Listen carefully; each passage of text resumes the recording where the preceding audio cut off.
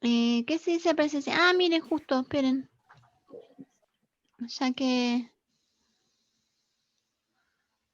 voy a dejar de compartir esto un minuto.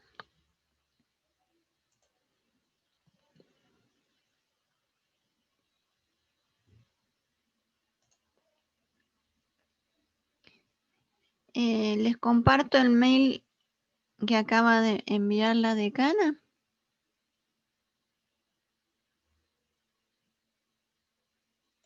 Justo. Hola, hola, ¿me escuchás? ¿Sí? Ahí está. ¿Te querían cargar empanadas una docena? No, empanada yo no. A ver. De 6 de pollo. A ver, che. Apaguemos. Muteamos. 3 de jamón y queso y 3 de choclo si tenés. Ay, qué rico. Sí, por eso estás descargando, pero acá no. Queremos, pedir para nosotros también. Empanaditas para todos.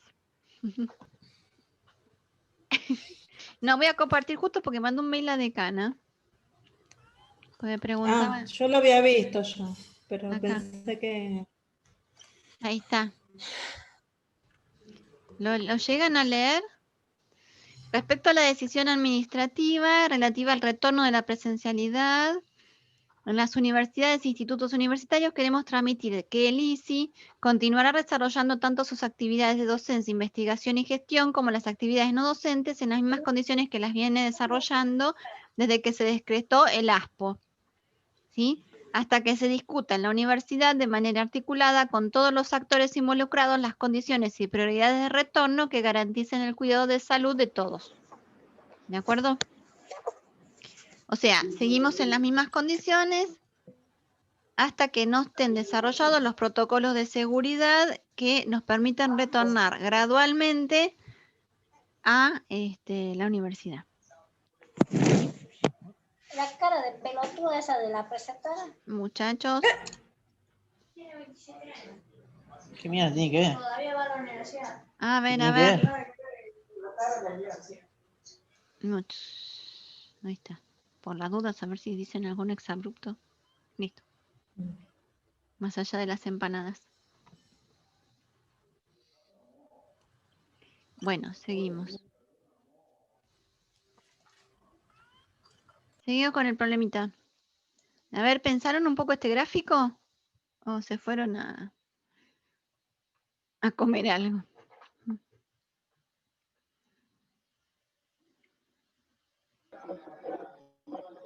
¿Mm?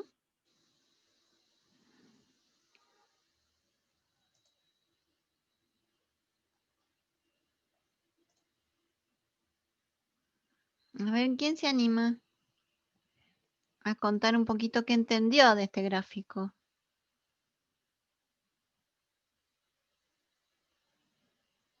Mm.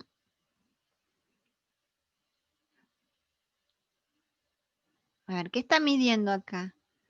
La cantidad de aluminio o hierro que pasa a solución de acuerdo a la cantidad de ciprofloxacina retenida por ese coloide.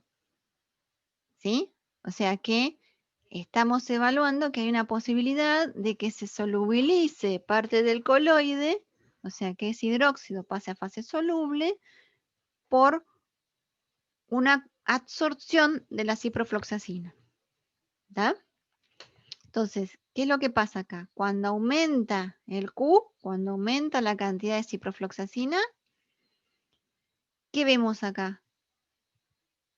Se libera más tempranamente aluminio a solución, ¿sí? O sea, con valores más pequeños de ciprofloxacina absorbida sobre el gel, se solubiliza mayor cantidad del aluminio comparado con el cobre, con el hierro.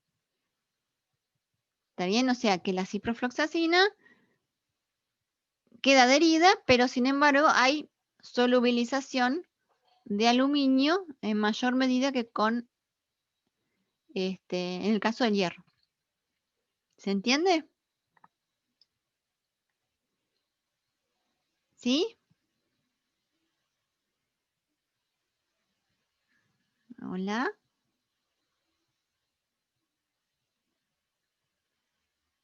Sí, bueno. Vamos a los gráficos de acá abajo. ¿Qué nos dice? La solubilidad de estos hidróxidos de aluminio y de hierro, en el A está el aluminio, en el B el hierro, en presencia y ausencia de la ciprofloxacina, o sea, en dos concentraciones iniciales de ciprofloxacina o sin ciprofloxacina en función del pH. ¿Queda más retenida sobre el hierro? No, es que es como que la absorción de la ciprofloxacina puede llegar a liberar aluminio o hierro, ¿sí?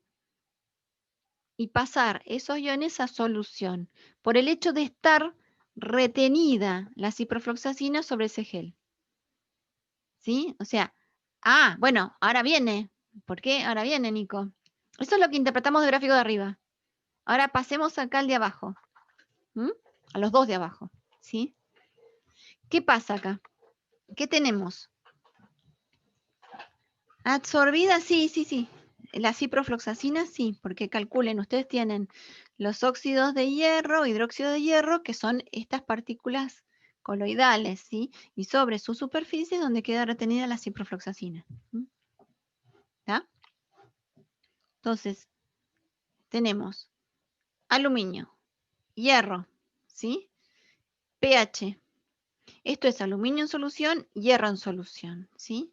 En función de pH, sin ciprofloxacina. ¿Qué tenemos acá? El circulito, ¿sí? ¿Qué nos dice esto? Vamos solamente a este, el que no tiene ciprofloxacina. A pHs ácidos, ¿qué pasa con el hidróxido de aluminio? Los óxidos de aluminio se disuelven porque pasan todo a aluminio 3, correcto, ¿sí? También pensemos un poquito en un diagrama de especiación del aluminio. Entre pH 6,5, pongámosle, y 9, ¿qué es lo que está pasando acá? Hay una precipitación concreta del hidróxido, ¿sí? Que es insoluble, ¿sí? Pero ese es ese hidróxido que forma el coloide, ese es un gel, ¿sí? Una cosa medio gelatinosa. O sea, es algo insoluble, ¿sí? Cuando aumentamos el pH hay una redisolución del aluminio. O sea que pasa a un estado aniónico, ¿sí? Ahí está, tetrahidroxaluminato. Bueno, bien. O sea, tenemos un complejo aniónico, ¿de acuerdo? Que es soluble, ¿sí? Entonces, el intervalo de pH en donde tenemos la partícula coloidal es entre 6 y algo y 9. ¿Sí? ¿Está bien?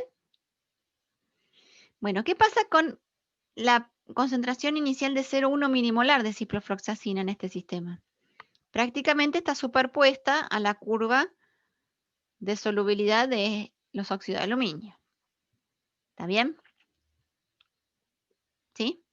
Ahora, ¿qué pasa cuando aumentamos la cantidad de ciprofloxacina? Bueno, es un poco el efecto que se está viendo acá. Tenemos 0,5 milimolar de ciprofloxacina inicial y acá vemos una mayor solubilización del aluminio. Ya no se forman esas partículas tan insolubles, ¿sí? ¿De acuerdo? Entonces tenemos una interacción ahí con la ciprofloxacina que pasa aluminio a estado soluble. Y puede ser que el complejo de ciprofloxacina y aluminio se forme en partículas de menor tamaño, tal cual. Entonces queda en estado soluble. ¿Está bien? ¿Sí? Tal cual. Y desplaza el equilibrio de solubilidad. Sí. ¿Está claro?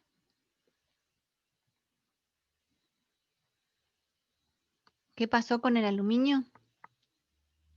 Sí. ¿Qué pasa con el hierro? Acá tenemos sin ciprofloxacina una curva para el óxido de hierro en donde la solubilidad se ve incrementada a pHs muy bajos, ¿no? Menores que 4. Ya a partir de 5 tenemos óxidos bastante insolubles, ¿sí? O sea, tenemos ya las partículas coloidales por las cuales tenemos ahí adsorbente presente. Cuando tenemos el 1 milimolar de ciprofloxacina, ¿qué pasa? Se ve incrementada también la solubilidad del hierro. Pero hay un rango de pH en donde tenemos una solubilidad muy baja a pesar de la presencia de la ciprofloxacina, ¿sí? Y eso tiene que ver con la interacción entre la superficie de estas partículas del óxido de hierro y la carga de la ciprofloxacina. Pensemos también un poquito por ahí. ¿Mm? ¿Qué pasa acá cuando la ciprofloxacina está a mayor concentración? Ya la interacción provoca la disolución muchísimo mayor del hierro, ¿sí? Igualmente, miren algo, ¿no? Fíjense esta escala y esta escala.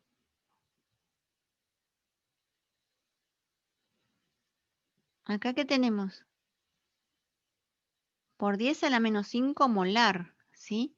Y acá tenemos milimolar. ¿Milimolar cuánto es?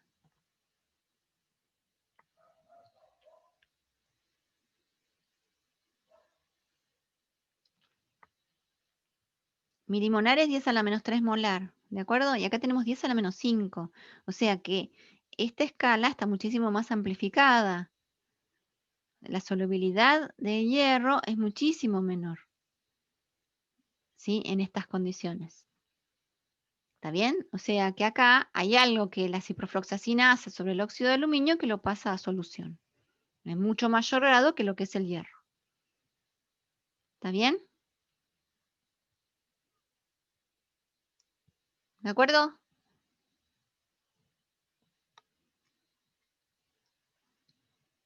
A ver. ¿Qué sigue preguntando? Ahí me fui para atrás.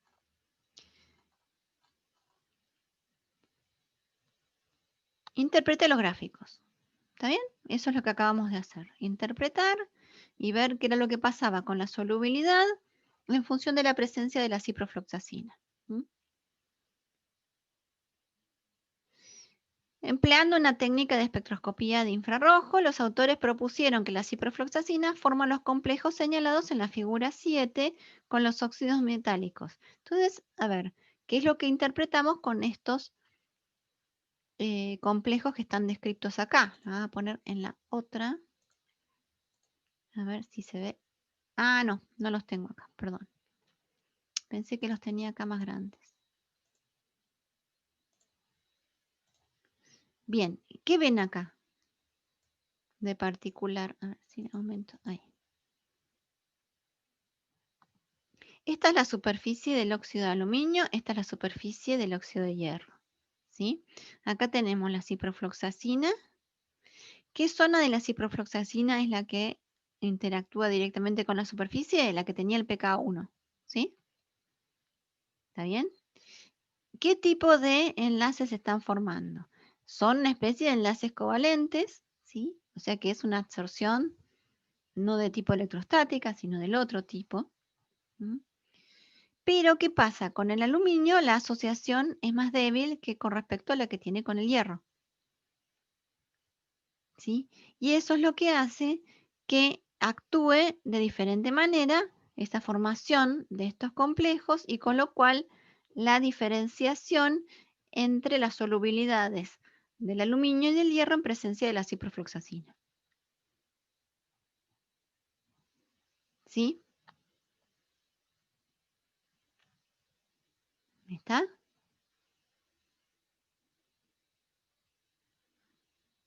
Y con eso alcanza, ¿eh? Lo que sí es importante es la interpretación de este gráfico y del diagrama de especiación de la ciprofloxacina que vimos hace un rato. ¿Mm? Entonces, estabilidad de complejos, el hierro mayor estabilidad que óxidos de aluminio. El problema 5 continúa trabajando con el mismo paper, ¿sí? En donde lo interesante es este gráfico, que está también en el paper, y que vamos a mirarlo un poquito. A ver si lo podemos ver mejor.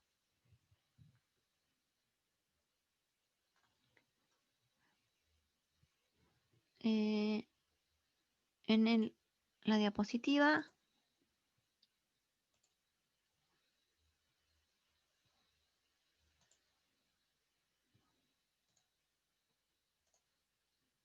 Ahí está, me parece que se ve mejor. Interpretemos este gráfico, lo demás les queda para tratar de entender ustedes. A ver, ¿qué nos dice acá? Sorción de ciprofloxacina sobre los óxidos de aluminio y de hierro en función del pH, con una concentración inicial de ciprofloxacina 0,1 milimolar y 0,01 molar de cloruro de sodio. Tiempo de equilibrio 24 horas, ¿sí? Eso es lo que está representado con el circulito negro y el circulito blanco, ¿sí? Y además tenemos la fracción de ciprofloxacina en su especie zwitteriónica con la línea punteada. ¿Está bien? ¿Sí? Entonces, ¿qué vemos acá? Una curva en donde vemos la retención de ciprofloxacina en función del pH para óxidos de aluminio, para óxidos de hierro, ¿sí? ¿Qué ven acá? ¿Dónde ocurre el máximo de retención de la ciprofloxacina? En el caso del aluminio, entre 7 y 8 tenemos el máximo. ¿Sí? ¿Está bien? Y en el caso del hierro, entre 6,5 y 7,5 más o menos. ¿Sí? Acá tenemos la curva máxima. ¿Está bien? Si vemos acá el pico de la fracción de zwitterión, coincide acá, más o menos por acá. ¿Sí? 7,5. ¿Mm? Y más o menos coincide con los picos de absorción. ¿Sí? ¿Me siguen? Bien. Ahora, vamos a la estructura de la ciprofloxacina que está acá. La especie zwitteriónica. ¿Sí? Está acá. ¿Dónde está la carga negativa y dónde está la carga positiva? Dentro de lo que es la estructura de la ciprofloxacina.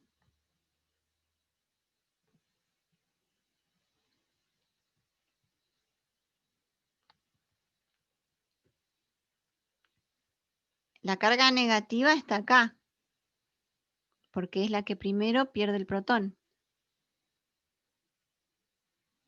¿Sí? ¿Está bien?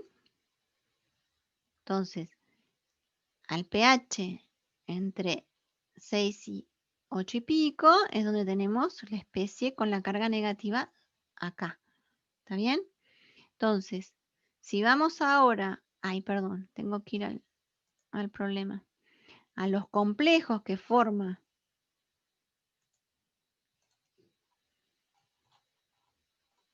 la ciprofloxacina con la superficie, evidentemente la zona reactiva está en esa parte de la molécula. Por eso es tan importante que tenga la carga negativa sobre esta parte de la molécula para interactuar.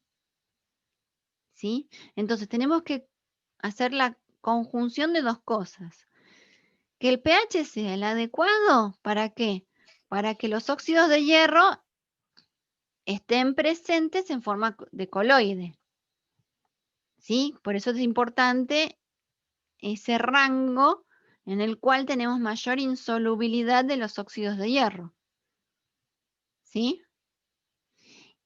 Y a su vez, tenemos que tener el grupo de la ciprofloxacina con la carga negativa para que pueda interactuar con esa superficie.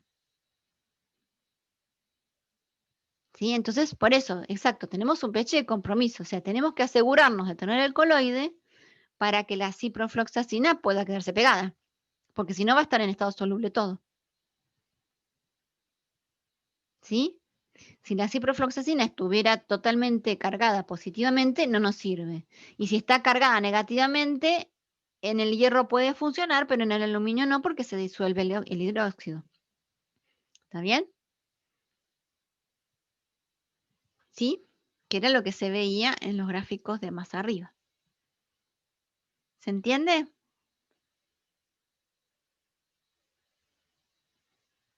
¿Todos se entienden?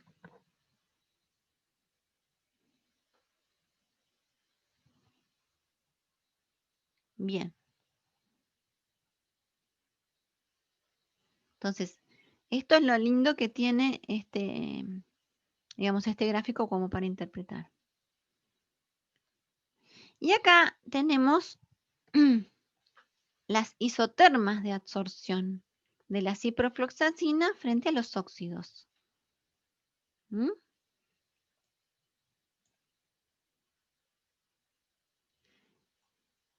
A ver, mirando la forma de las isotermas, esto es Q en función de la concentración final de cada sistema. El A es para los óxidos de aluminio y el B es para los óxidos de hierro. Tienen formas bien diferentes las isotermas. ¿Qué pueden decir así, mirándola rápidamente?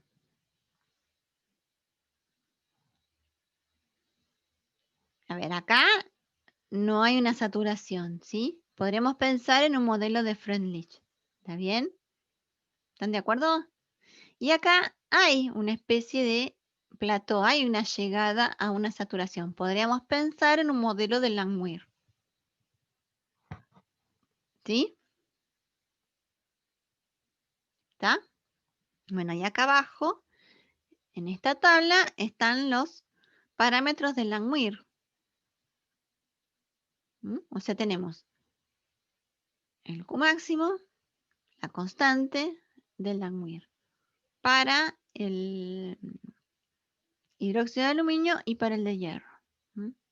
Bueno, miren qué linda que les da, a todos les da 0,99 la regresión. Pero bueno, evidentemente al linealizarlo, ¿sí? O sea, al pasar a gráfico lineal, llegan a una tendencia lineal en ambos casos. ¿Sí? A pesar de que acá se ve más clara la saturación. Acá todavía a lo mejor faltan tener más medidas, pero es muy probable que la saturación ocurra a mayores concentraciones de la ciprofloxacina. ¿Sí? O sea, en el rango de concentraciones de trabajo, acá no se llegó a una saturación y acá ya se vislumbra una saturación. ¿Está bien? ¿Sí? ¿Está claro?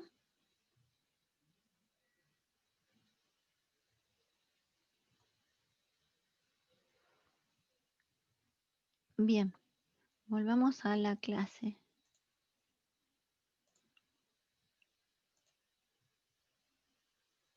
Acá.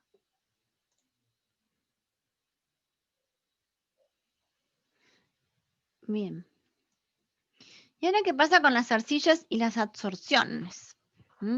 Recuerden que vimos como ejemplo las piedritas sanitarias de los gatos, que si bien, bueno, tiene una estructura parecida, pero no es igual a lo que fuera una arcilla, bueno, podemos hacer como una analogía con eso. Pero recuerdan lo que vieron con Nahuel, las arcillas que vimos como ejemplos. Uno era la kaolinita, que esta era la estructura de lo que es la kaolinita, y la montmorillonita, que tenía esa capacidad de intercambio catiónico, a diferencia de la kaolinita. ¿Está bien? Recuerdan esto. Entonces, la posibilidad de hacer intercambio catiónico hace que podamos modificar las superficies o la carga superficial de la montmorillonita, con lo cual podemos estudiar un poquito cómo se comporta esa montmorillonita con respecto a distintos adsorbatos, ¿sí? Igualmente, la kaolinita también puede funcionar como un adsorbente. Entonces, en cualquiera de los casos tenemos una carga superficial que nos permite la interacción con diferentes adsorbatos. Y el problema 7 apunta a la adsorción de un colorante que se llama rodamina B sobre kaolinita y montmorillonita cuando se la suspende en agua. ¿Mm? Entonces,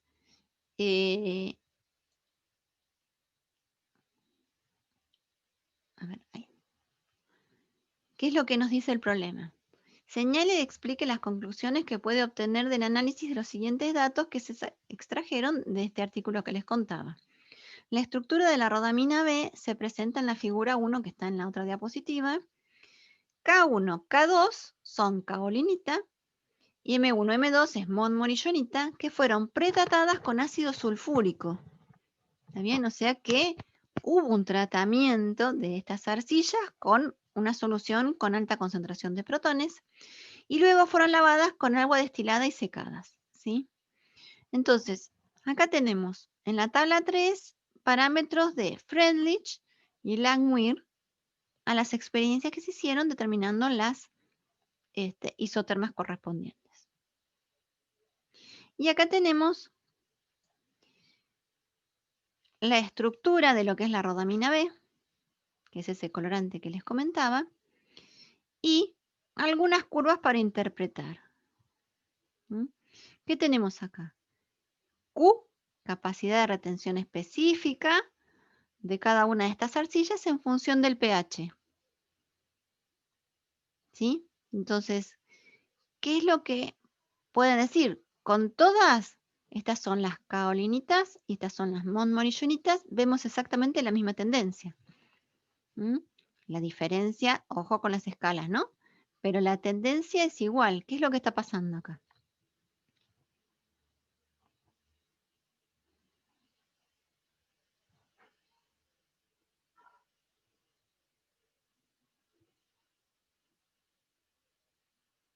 ¿Mm? pH. Cuanto va incrementándose el pH, ¿qué pasa con el Q? Hay un pico en un pH ácido que debe andar, esto es, acá hay 4, más o menos en 4, acá 3, 4 y 5, 4 más o menos un pH. ¿Mm? Tenemos un máximo de Q, para ambos casos lo mismo, ¿sí? Cada uno en su escala, ¿sí? Miren que las escalas son diferentes. Bien, y después baja. ¿Está bien? Entonces, aumenta el pH, la cosa baja. O sea que la absorción ya no va ocurriendo. ¿Sí? Entonces, cada vez tenemos menos retención. O sea, tenemos un pico a pH ácido en los dos casos. Bueno, ¿y qué estará pasando? ¿Qué relación hay? Las montmorillonitas y la kaolinita, ¿qué tipo de carga tienen superficial? Porque eso lo vimos cuando, bueno, en Nahuel lo dio.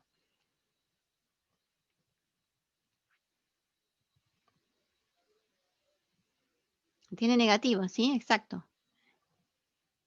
Bien, entonces, ¿qué es lo que está pasando con la rodamina B y el pH?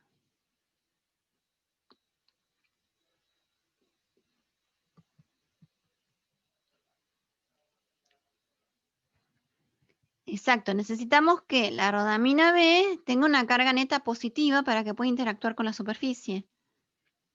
¿Sí? Si nosotros incrementamos el pH, lo que estamos haciendo es dando la posibilidad de que la rodamina pierda este protón. Uy, 10 minutos.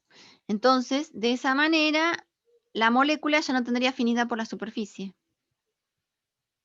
¿Tá? Entonces necesitamos que la rodamina mantenga su carga positiva para poder interactuar con la superficie. Y eso es lo que se está viendo en estos dos gráficos. ¿De acuerdo?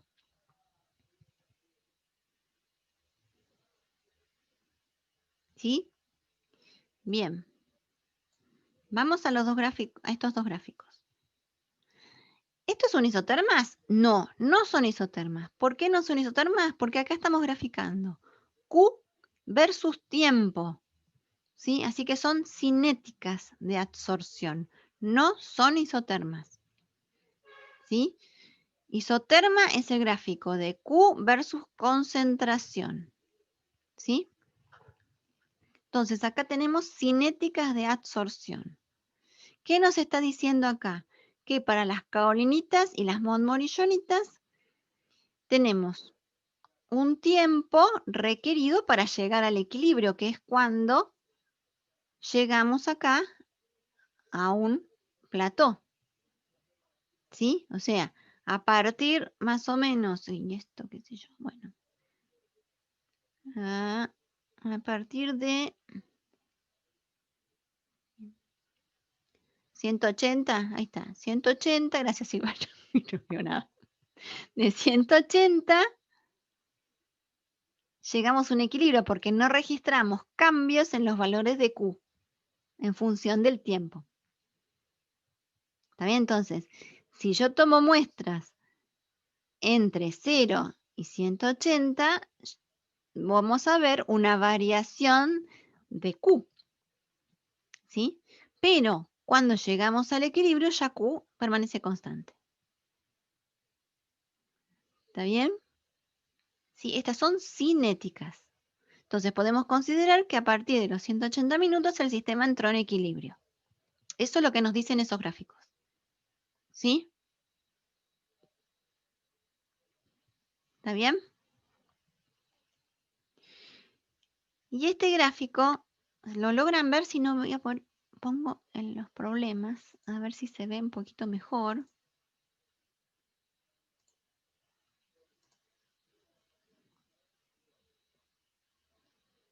Acá.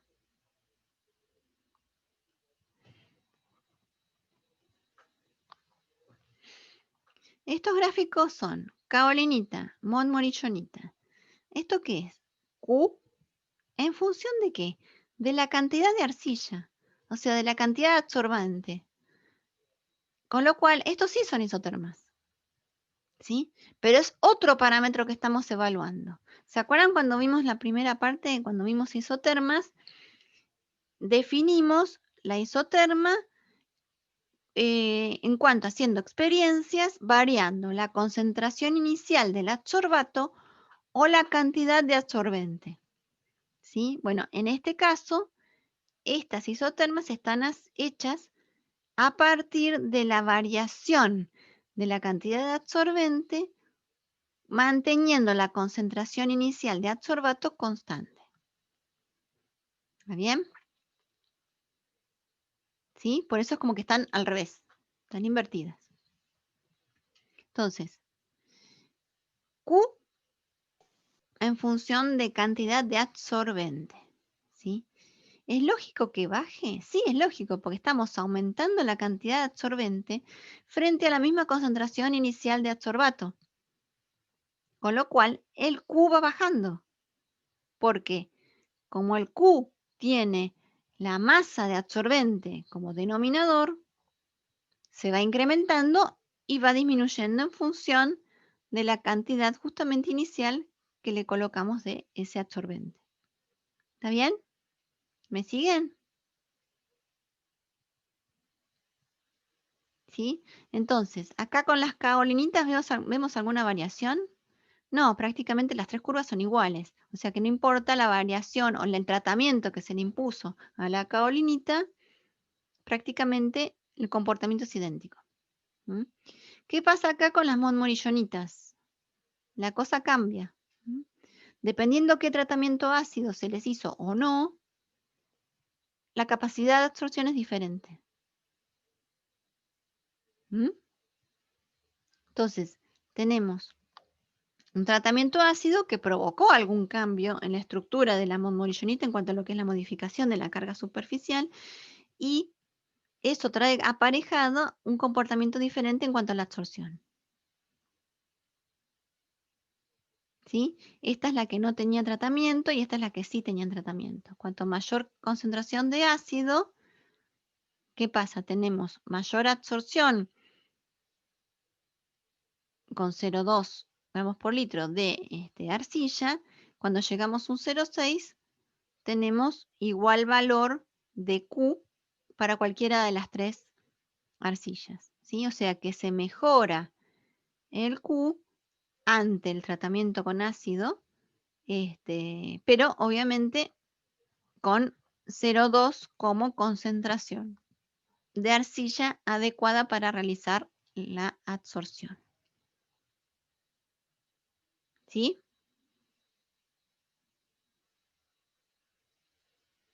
¿Está bien? ¿Se entendió?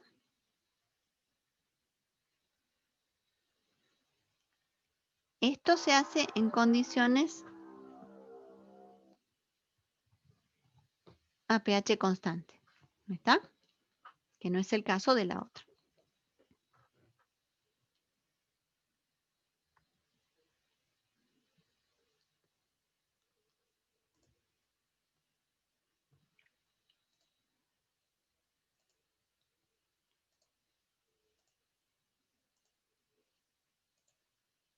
Bien. Vamos a mirar un poquito estos otros problemas.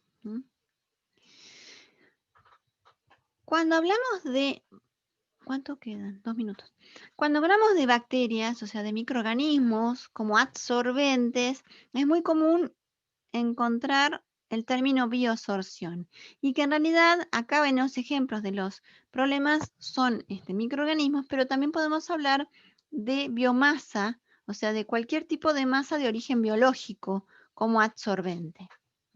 Por eso hablamos de un término bioabsorción que es más genérico, porque puede haber mecanismos que a lo mejor no son netamente superficiales y que están incluidos ahí. ¿Sí? Bien, el problema 8 habla de la adsorción o bioabsorción de cobre sobre una bacteria que se llama Pseudomonas pútida, ¿sí? Y que tenemos diferentes comportamientos. Acá tenemos la variación de Q, que son miligramos de cobre por gramo de bacteria en función del pH. ¿En qué condiciones? En bacterias que están vivas y en bacterias que están muertas. ¿Sí? Por un tratamiento por calor, ¿sí? O sea, esto es importante. ¿De qué manera se eliminaron las células? O sea, ¿cómo es que mataron a las células? Por calor, o sea, por la acción de calor a través de un autoclave. Entonces, la idea es que vivas, muertas, ¿sí? Tenemos un pH en donde tenemos un pico de absorción, pero los valores de Q son diferentes.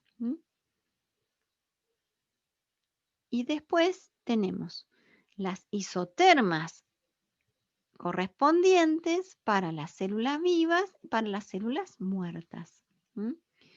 Q versus concentración adsorbato. Entonces tenemos vivas, muertas.